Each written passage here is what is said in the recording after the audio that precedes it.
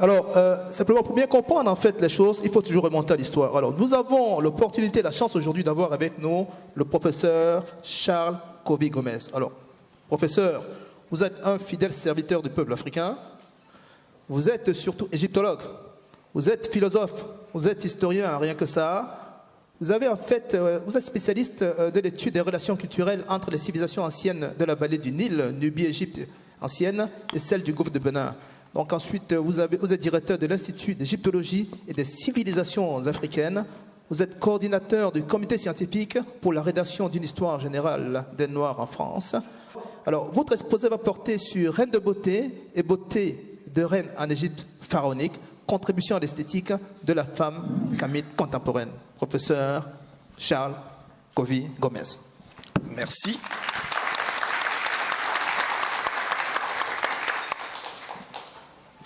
Je suis particulièrement honoré de participer à l'ouverture de ce sommet intitulé « Beauté divine ».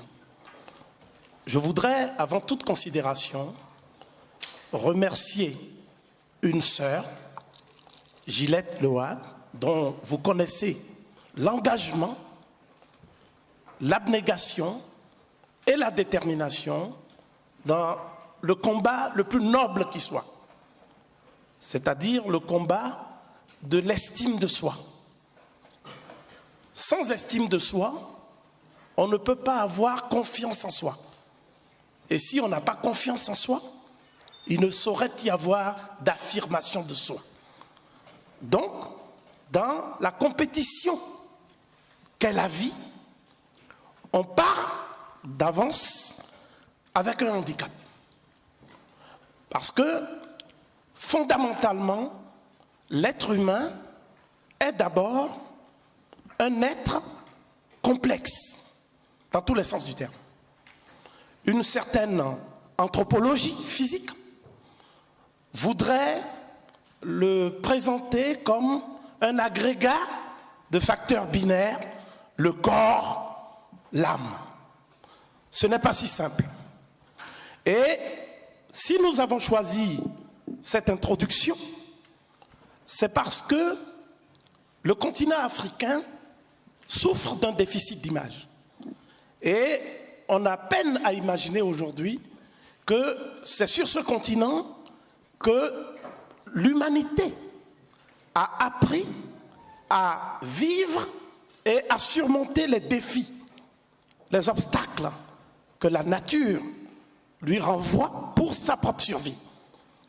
C'est en surmontant ces obstacles que l'être humain, depuis très très longtemps, donc je fais l'impasse sur la période préhistorique la plus reculée, celle qui a vu émerger sur ce continent les hominidés, donc depuis des périodes très reculées, 7 millions d'années pour Toumaï, tout au moins, et de 200 000 ans jusqu'à nos jours, l'Afrique a été le lieu de sédimentation du génie humain.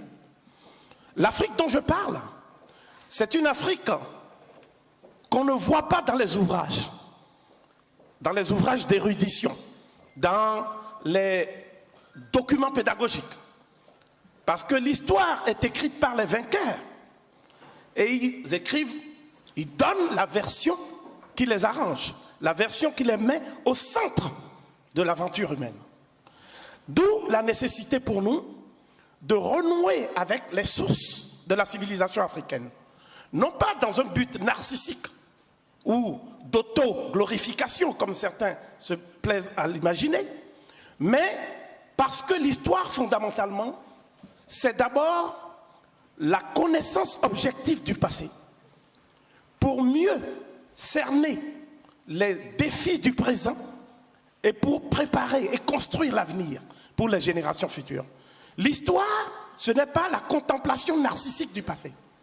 Donc, partant de cette conception dynamique et prospective de l'histoire, il nous est alors loisible de comprendre l'importance des civilisations de la vallée du Nil dans ce que j'appellerais la constitution de l'homme comme être divin. Vous savez que la civilisation dite égypto-nubienne à notre époque présente le cycle temporel le plus long dans l'histoire.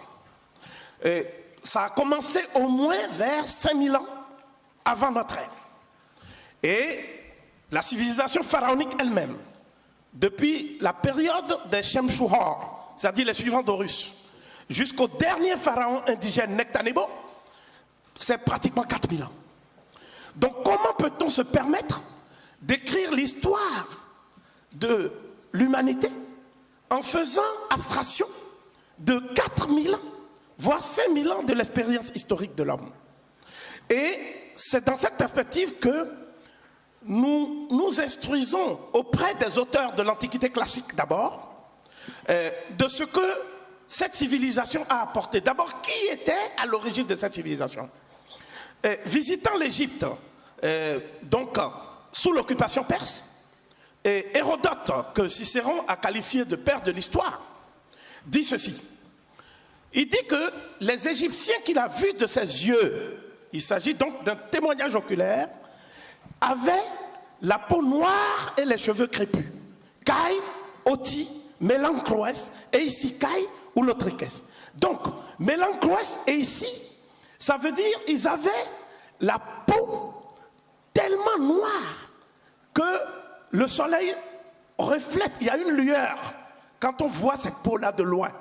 Et pour les Grecs, c'était intriguant, mais c'était aussi le sommet de la beauté.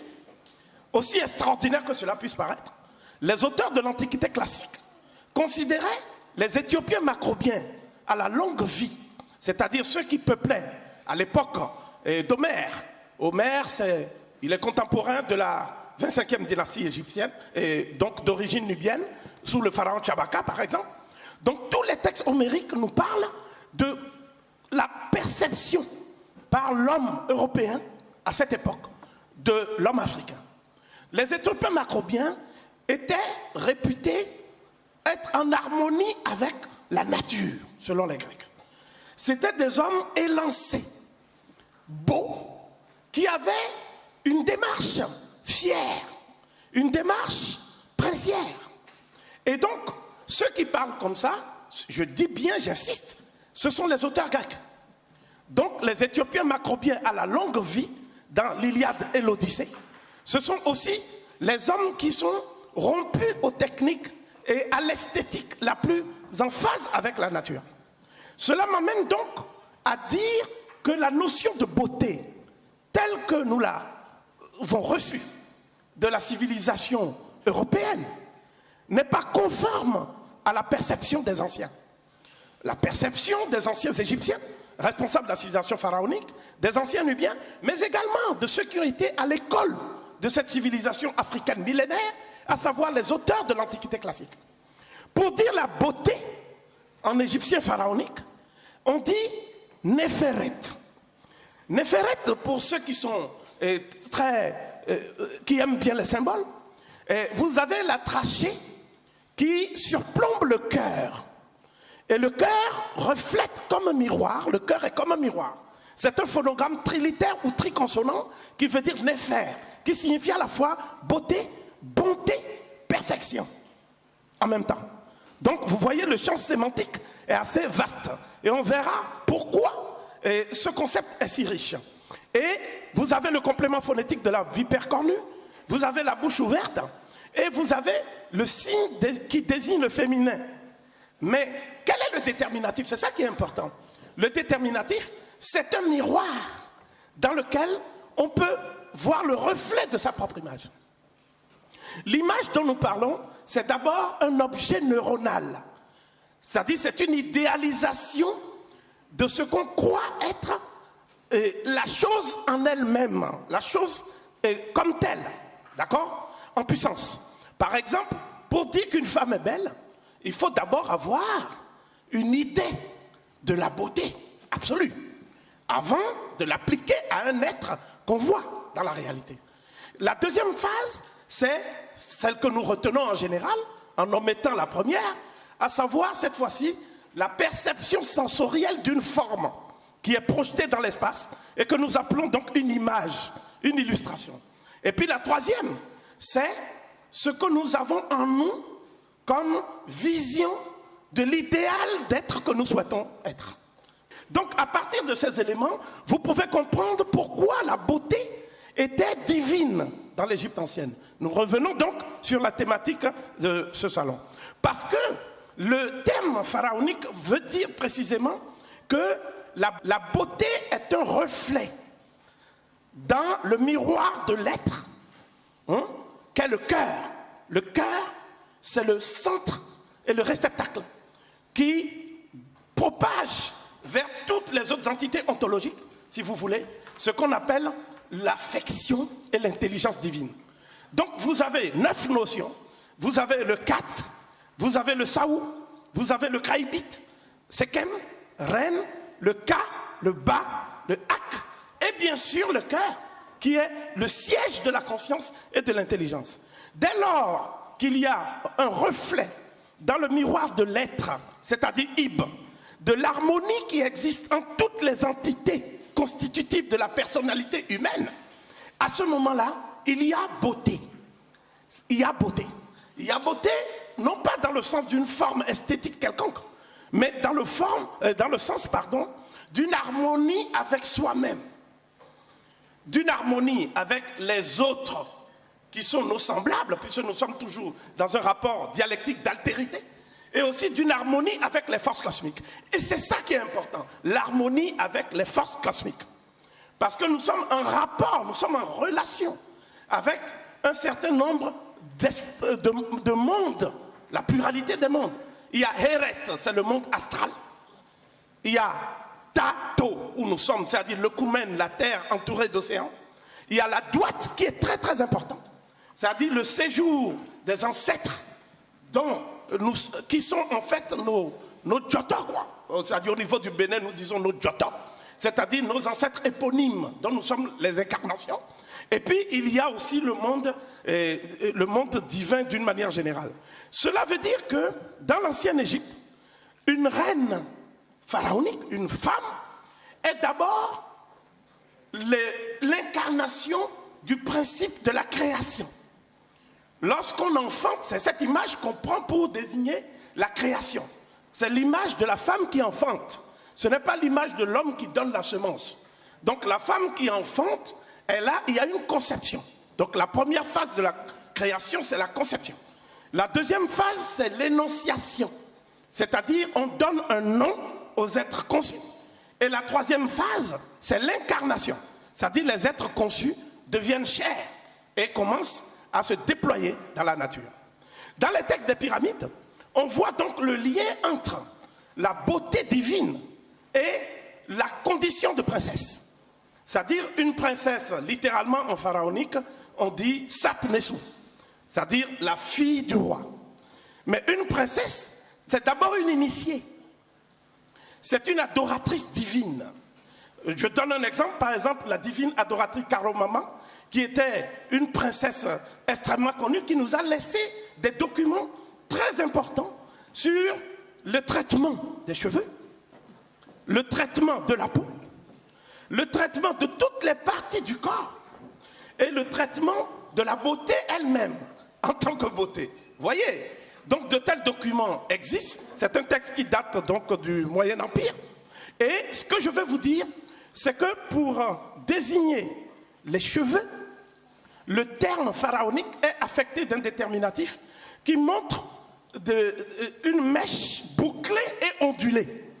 Une mèche bouclée et ondulée. Voyez? D'ailleurs, le musée du Caire, il y a tous les peignes, ce sont des peignes qui ne sont concevables que pour des cheveux crépus, des cheveux bouclés et ondulés. Voyez? Donc le traitement du cheveu de la femme dans l'ancienne Égypte était quelque chose d'extrêmement important. Hein?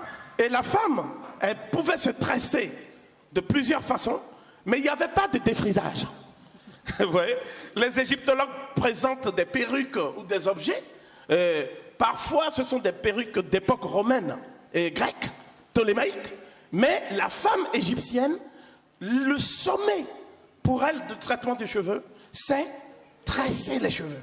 Faire des cheveux des cordes, d'accord? Et les cheveux doivent tomber sur la tête et former finalement une sorte de couronne. C'est une couronne, littéralement. D'ailleurs, c'est le terme qu'on utilise. Ce qui est important à ce stade, c'est de voir que des égyptologues comme Victor Loret ont donc donné la liste non exhaustive de toutes les plantes qu'on utilisait. Bien sûr, on connaît les vertus curatives de toutes les plantes, mais les plantes aussi permettaient de soigner le corps humain.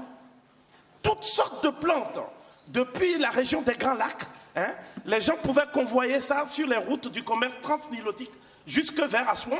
Et ensuite, les princesses utilisaient ces plantes pour faire ensuite des produits de beauté. Donc c'est le beurre de karité. Nous pensons qu'on est en train de découvrir ça aujourd'hui. Les plus anciennes attestations remontent à l'Ancien Empire. Voyez? Donc, ce qui est important, je crois, et c'est là où je vais amorcer maintenant la conclusion, ce qui est important, c'est de savoir que l'homme africain est devenu un être qui a une image déficitaire de lui-même. Vous voyez, c'est-à-dire, nous n'aimons plus la texture de nos cheveux. Nous n'aimons plus la forme de notre nez.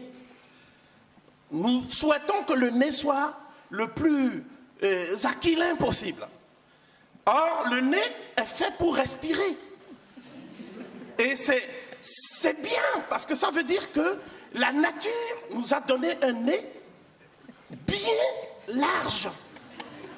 Et nous respirons d'autant mieux. Qui ne veut pas respirer? Nous avons des lèvres. Nous souhaitons les voir amincies. Mais les lèvres que nous avons sont bien larges, épaisses, pour dévorer les fruits, pour bien embrasser. Donc Dieu nous a donné, si vous voulez, tout ce qu'il faut pour que nous vivions en harmonie avec la nature, conformément à l'idée, à l'archétype, au modèle qu'il a conçu quand il nous a créés. Voyez? C'est-à-dire que Dieu a fait de nous des êtres qui sont conformes à l'image du démiurge. Voyez? Donc en nous écartant de cet archétype, de ce modèle, nous nous écartons par la même occasion de Dieu, c'est-à-dire du créateur et du démiurge. Le fait important, c'est de savoir que c'est à partir de l'Antiquité tardive que la couleur noire et tous les caractères somatiques de l'homme noir ont été assimilés au mal et à l'idée du mal. Très brièvement, nous trouvons des traces déjà, à cette époque, dans la littérature des pères de l'Église, la littérature patristique. Donc, les pères de l'Église ont commencé à étudier l'allégorie de la représentation de Cham et du fils de Cham, en vertu de la littérature qui parle d'une malédiction de Noé pesant sur Canaan, et on a fait une interprétation assez audacieuse en disant que c'est une malédiction qui tombe sur Cham lui-même en tant que tel. Donc ça, c'est d'origine biblique. Mais les auteurs arabes aussi, il y a eu toute une littérature qu'on ne trouve pas dans le Coran, mais qu'on trouve chez les historiens arabes, notamment Ibn Ishaq, Ibn Battuta, Ibn Khaldoun, le grand Ibn Khaldoun, celui qui a écrit Al-Muqaddimah, etc. On trouve de telles interprétations dans ces textes. Et cela nous a... ne parlons pas de la littérature raciologique et de la littérature philosophique. Par exemple, des philosophes, c'est curieux. Cette période était censée être la période du progrès de l'humanité et de l'humanisme, c'est-à-dire le XVIIIe siècle, le siècle des Lumières.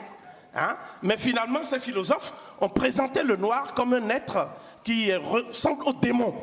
Donc il y a eu toute une littérature démonologique qui a marqué et qui nous a affectés durablement. Et cela explique pourquoi nous avons inversé les canons de beauté. Et même dans l'usage commun de la langue, quand on dit que quelque chose est mauvais, c'est noir. Quand vous avez des idées qui ne sont pas très bonnes, on dit que les idées sont noires. Mais personne n'a idée de penser qu'une idée puisse avoir des couleurs, une couleur. Vous voyez, tout est noir, le chat est noir, quand c'est mauvais. Vous voyez. Donc, je pense que dans les minutes qui nous restent, et les quelques minutes pour conclure, ce qui est intéressant dans la démarche que nous avons actuellement, c'est que nous pouvons puiser dans l'histoire, dans les papyrus. Alors, j'ai retenu à peu près 70 papyrus que j'ai annexés aux documents iconographiques, que je ne peux pas projeter ici, faute de temps. Donc, nous avons convenu avec Gillette qu'on va mettre tout ce document à votre disposition. Hein? Donc, il y a toute une illustration iconographique de ce que j'ai voulu vous présenter ici, sous forme synthétique. Et il faut savoir que, quand on parle de couleur de peau noire, ce n'est pas le noir ébène seulement. Les anciens Égyptiens avaient toute une gamme chromatique, une échelle chromatique, qui allait du noir foncé jusqu'au brun clair. Et en fonction de ces couleurs de peau, parce qu'ils savaient le lien entre la couleur et le soleil, c'est-à-dire les radiations ultraviolettes du soleil. Hein? C'est un problème qui est lié à ce qu'on appelle l'activation de la vitamine D. Donc, la mélanine, c'est quelque chose qui protège. Je parle de la mélanine avec EU. C'est un corps chimique qu'on trouve sur les animaux fossiles et qui permet à l'homme de refléter les radiations nocives du soleil. Voyez? Donc, la plupart des traitements qu'on apporte à la peau, parce que la peau, elle est soignée, c'est comme de la guérison. Voyez? On avait des dermatologues dans l'ancienne Égypte. La princesse Ita était dermatologue. Hein? Elle vivait en 1320 avant notre ère. Hein? On a sa tombe, on a ses papyrus, on a tous les documents qui la concernent. Ce qui est important donc en conclusion, c'est de commencer à nous intéresser aux origines de la civilisation africaine. Vous voyez, on ne peut pas parler de culture ancestrale parce que je n'ai pas eu le temps de le préciser, mais la plupart des civilisations africaines dites précoloniales ont conservé cette vision de la beauté et cet héritage. Vous voyez? Donc, il faut que nous revenions à la source. Je sais que c'est beaucoup plus confortable dans un monde où il y a déjà un modèle de la beauté, un canon de la beauté, de se complaire à ce qui existe déjà. Mais je crois aussi qu'il y a des aspects qu'il ne faut pas négliger. Par exemple, les industries qui utilisent les produits cosmétiques, qui dénaturent notre être pour gagner de l'argent et en même temps nous infliger des mutilations. Parce qu'il ne faut pas voir que l'aspect esthétique. Il faut voir aussi le vieillissement de la peau. Toutes les formes de pathologies liées à l'usage de certains produits qui ne sont pas faits pour notre corps et notre organisme. Et c'est comme ça que nous allons lancer une véritable révolution. Et c'est pour cela que pour moi, l'esthétique de la femme kamite contemporaine dépend pour une large part du fait qu'elle renoue ou non avec le passé. Et c'est ça qui est important. Je crois que nous avons voulu simplement apporter un témoignage pour encourager tout ce qui a été entrepris par Gillette et son équipe. Et en guise de conclusion, je voudrais dire que la meilleure façon d'être en harmonie et en accord avec soi-même, c'est de respecter la nature, de respecter sa nature et de sublimer la nature conformément aux lois de la nature. C'est ça qui est important et ça nous élève à la condition divine. Merci.